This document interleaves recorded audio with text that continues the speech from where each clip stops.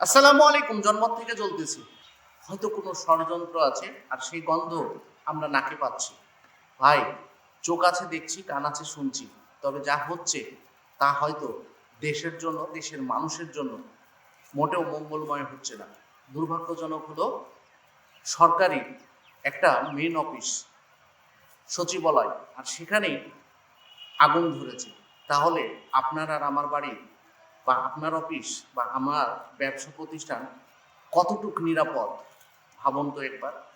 সচিবালয়ে আগুন ধরেছে, কমিটি গঠন হয়েছে, এর আগে বহুত জায়গায় আগুন লাগতে দেখেছি, আগুন নিভাতে দেখেছি, কিন্তু তদন্ত কমিটিও হয়েছে একটা না, কখনো 3টা কখনো 7টা পর্যন্ত কমিটি গঠন করা হয়েছিল, কিন্তু কোনো কমিটির গঠন করার সেই রিপোর্টটা আমরা চোখে দেখি না, কানেও শুনি না।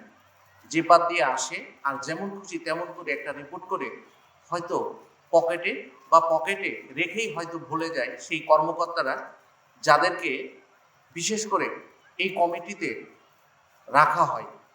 যাই বলেন না তাই বলেন, দেশ আগাচ্ছে, হয়তো এটাই হয়তো কারো জন্য সহ্য হচ্ছে না।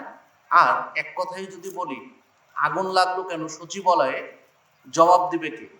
আপনি কার কাছে চাইবেন? বর্তমান সময়ের যে 22 জন 23 জন উপদেষ্টা আছে, সচিবালয়ে আগুন লেগেছে, আর এখানে মানুষের এবং আমারও প্রশ্ন, সচিবালয়ে যদি আগুন লাগে তাহলে এই উপদেষ্টারা জবাব কি দিবে? প্রশ্ন হয়তো আপনার কাছে যেমন আমার কাছেও ঠিক তেমনই ছিল। কেউ হয়তো সাহস নিয়ে বলতে পারছে আর কেউ হয়তো সাহস করে বলতে পারছে না।